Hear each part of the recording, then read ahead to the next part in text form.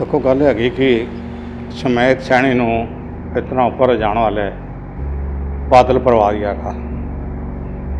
1992 ਦੇ ਵਿੱਚ जब सिमरनजीत सिंह मान मैंबर ऑफ पार्लीमेंट से और उन्होंने उस इलाके बोलती सी, बठिंडे का इलाका भी मान दल का बंदा सी।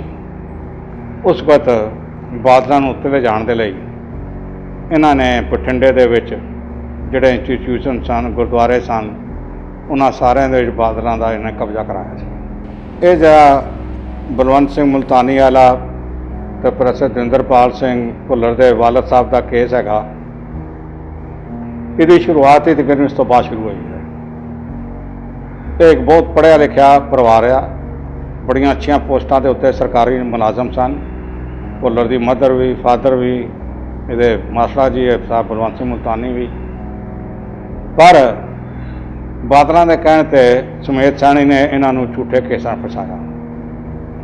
झूठे केसा बचा के खाली फसाया ही नहीं, उन्होंने इतने तसीहे दिते गए कि उन्होंने यदी कस्टोडी के मौत भी हो गई और फिर इन्होंने जड़ियाँ उन्होंने शरीर सन उन्होंने खुरद-बुरद कर दिता। दविंदरपाल सिंह भुल्लर का कसूर कुछ नहीं है। वो एक पढ़िया लिखा इंजीनियर सी, प्रोफैसरी करता सी, पर जब उसको देखा गया कि बेदोशे मेरे रिश्तेदारों मेरे पिता को इस तरह तसीहे दे के इन्होंने कतल किया, तो फिर रोस आके उसने कुछ किया होना जिसका हाले पता नहीं सानू। दविंदरपाल सिंह भुल्लर के तकरीबन 24 साल तो उपर हो गए अज जेल में हैगा। वो फांसी की सजा उम्र कैद बदली गई है। सरकार को चाहिए सी कि ਸਮੇਤ सैणी दे एक केस किए हुए हैं, इसका ध्यान रखता हुआ प्रोफैसर दविंदरपाल सिंह भुल्लर की रिहाई कर देंदी। कई बार कोशिश की पर सरकार की अर्चना करके या सेंटर दे करके वो रिहा नहीं होया। मैं ये गल इस वास्ते दसी हैगी कि ਸਮੇਤ सैणी जिहड़ा हैगा खाली इन्हां दा ही नहीं, एक लुधियाने की बहुत वधिया फर्म सी सैणी मोटर्स करके जाने जाते सन। लुधियाने के प्रतिष्ठित परिवारों विचों सन। इस तरह उन्होंने इस परिवार को ਸਮੇਤ सैणी ने नेतृत्व किया। अपने अफसरी के घमंड के पिछे यदि बैक से बादल होने के नाते इसने जो जुल्म पंजाब के लोगों से किए हैं, जो तसीहे दिते हैं, ये एक मुकदमा नहीं कई मुकदमे चलने चाहिए हैं। और ये नाल ही मैं ये कह देना चाहता कि बादल परिवार किसी तरह भी इस तो मुक्त नहीं हो सकता। हिंदुस्तान का कि दुनिया का कानून है कि कतल करने वाला तो कतल करने वाले नुकसान वाला दोवें बराबर के दोषी होते हैं। अज खाली बादल ही सैणी नहीं, बादल आप उनका परिवार भी दे उत्ते भी इस मुकदमे चलने चाहिए हैं और सरकार को ढिल नहीं करनी चाहिए। अज जो ਸਮੇਤ सैणी छुपया होया है वो सरकार के दोष आते हैं कई ओपोजिशन वाले भाई सरकार की मर्जी नाल छुपया होया है, उसनों हर राज्य सामने लियाना चाहिए। नहीं तो उसके रिश्तेदारों ने पुछगिछ करनी चाहिए, दसो जी कित्थे हैगा। हर उम्र को बचना चाहिए। खाली इससे यही केस नहीं चलने चाहिए। जिहड़ी कतलो गैरत इस SSP बनने तो बाद, नामजद होने तो बाद, KPS गिल के समय या उस तो बाद जितनी भी कतलो गैरत हुई है उन्होंने सारे के केस ਸਮੇਤ सैणी ते चलने चाहिए। उस तो अलावा जिहड़ी घटना गुरु ग्रंथ साहब की बेदबी के बरगाड़ी के वापरी, जिस दे करके इहदे दोष साबित होए, जिस दे करके बादल वर्गे लीडर ने अपने चहेते को DGP तो उतार के दूसरा नवा DGP लाया, इस तो साबित होता है कि एक कसूरवार सी। बादलों ने अपनी जान बचाने के लिए इसनूं सूली ते टंगिया। वो बरगाड़ी के मामले के गुरु ग्रंथ साहब की घोर बेदबी के मामले के पंजाब सरकार को फौरन कार्रवाई करनी चाहिए है और इसके उत्ते मुकदमे करने चाहिए हैं। जस्टिस रंजीत सिंह की रिपोर्ट सामने में उसके अनुसार कार्रवाई होवे और कोई लू लिहाज ना हो। मैं कह देना चाहता दोस्तमा एक पासे, इंसाफ एक पासे।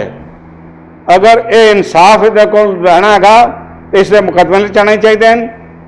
यह भी हो सकता है इसनूं मुकदमे उठाने तो बाद बादलों को गिरफ्तार करना पवे। पंजाब सरकार को इस तो कभी गुरेज नहीं करना चाहिए। क्योंकि एक गल बड़ी आम आई हुई है कि जो मर्जी हो जाए कैप्टन अमरिंदर सिंह बतौर मुख्यमंत्री बादलों के खिलाफ कोई कार्रवाई नहीं करेगा। इस मिथ नूं पूरी कांग्रेस पार्टी नूं और कैप्टन अमरिंदर सिंह नूं अपने ते लगे इस दाग नूं धोना चाहिए और इन्हों गिरफ्तार करना चाहिए। सैमल्टेनियसली मुकदमे चलने चाहिए ताकि प्रेजुडिस होकर कोई भी पुलिस अफसर अगों तो आम लोगों नाल आम सिखां नाल इह जिहियां करतूतां ना कर सके। और चंद मैं अरदास करदा अकाल पुरख आसिया गए जिहड़ा केस 25 साल लड़ के इत्थे तक आए वो अगों भी इंसाफ जो है संगत को और सारे सिखां नूं दिवावण। इस दे लई मैं खास तौर पर धन्नवादी हाँ पंजाब के साबका DGP विरक साहब का जिन्हों ने अपने पुत्र की नौकरी छुड़वा के वकील बनाया और जिसके राही इन्होंने इस केस की पैरवी करके इत्थे तक लिया। मैं एक बार फिर धन्यवाद करदा।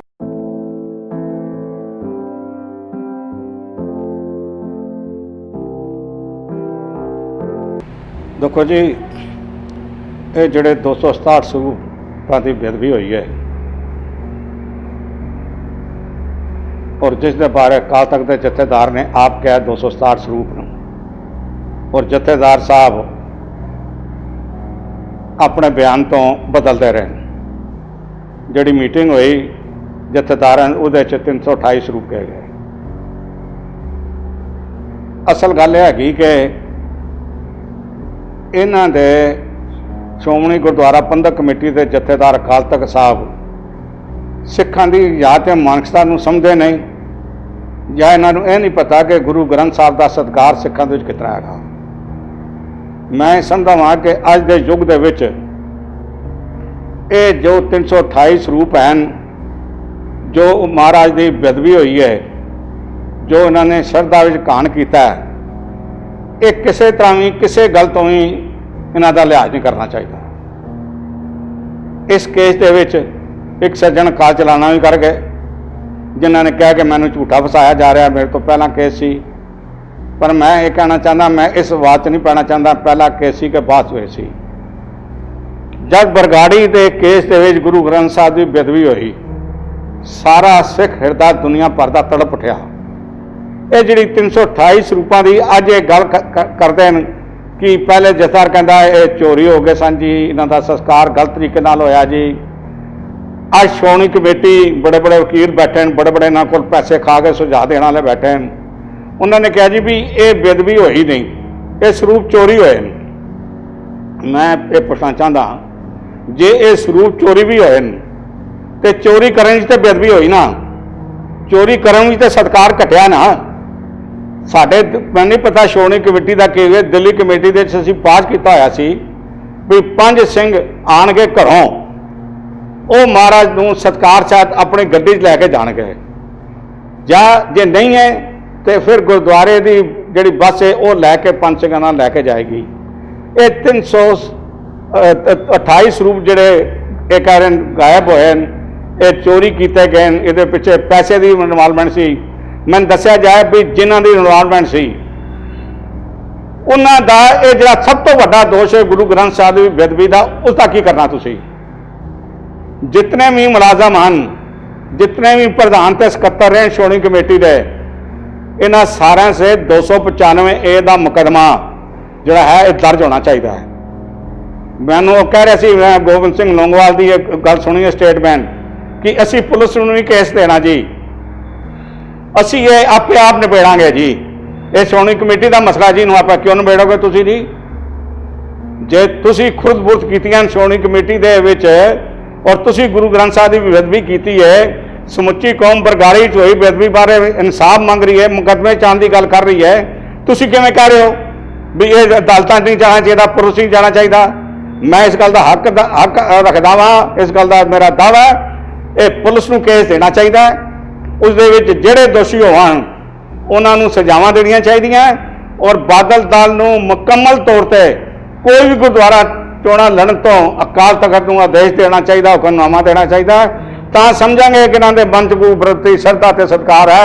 वरना कहांगा भी ये शायद उन्हां नाल ही रले होए हैं जिहड़े राम रहीम के चेले है। सुखबीर सिंह इंसान तो बन गया दिल्ली च मनजिंदर सिंह सरसा भी इंसान बन गया। और मैं इतिहास दोहरा देना चाहता मैंने याद आगा छोटे होने जब सानू साडे वालद साहब आनंदपुर साहब लैके जाते सन तो सरसा नदी के उत्ते पुल नहीं सी हुंदा सरसा नदी विचों जाना पैंदा सी उतर के 5-5 जुत्तियां मारते सी। जड़ा जब दसम पातशाह ने किला छड्या तो सरसा नदी चढ़ गई सी, बहुत नुकसान होया सी। उस एवज में भी सरसा नदी ने उसका नुकसान किया तो इन जुत्तियां मारियां। उसे सरसे वालिया ने गुरु ग्रंथ साहब की बदबी की, राम रहीम वालिया ने। अज वही सरसे एक बन गया सुखबीर सिंह बादल, दूआ सरसा मनजिंदर सिंह इंसान। इन्होंने सारिया कौम जो है समझ लवे, इन्हों मूँह ना लावे, तो मैं समझदा वां गुरु ग्रंथ साहब का सत्कार अदब होएगा। वरना सरसे वाले जमते रहणगे, सिख कौम नाल धरो कमांदे रहणगे।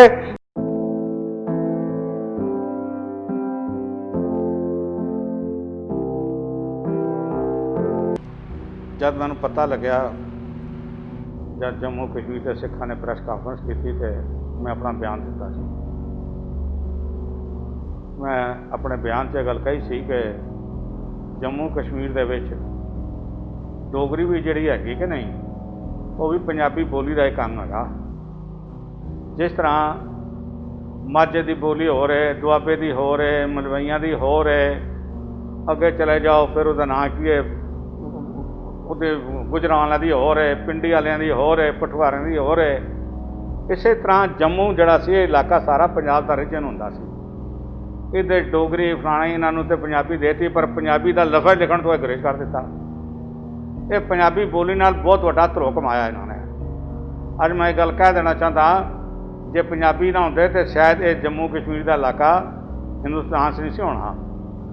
48 घंटिया दे विच उस वक्त मेजर जनरल कुलवंत सिंह होंदे सन, इस एरिए के आर्मी कमांडर। उन्होंने जेड़े श्रीनगर के दरवाजे ते कबायली आ गए सन, उन्होंने खेड़ के बारामूला तो अगे जाकर लैके गए सन। अज उसे कौम नूं जिन्होंने पंजाबी बोलते हैं, वो पंजाबी उन्होंने लैंगुएज रही है, ऑफिशियल लैंगुएज रही है जम्मू कश्मीर की, उन्होंने नाल ये जो गलत काम कर रहे हैं असीं इसदी निंदा करते हैं और सरकार को अपील करते हैं कि अज तुहाडा उत्थे रूल हैगा, पंजाबी नूं भावें 5 बोलियां ते भावें 6 बोलियां ते भावें 7, पंजाबी नूं ऑफिशियल लैंगुएज तुहानूं हर हालत देनी चाहिए है। ये साडी रिक्वेस्ट हैगी, नहीं तो हो सकता है ये ना देण नाल तुसीं पंजाबियां नाल धरो कमाओगे।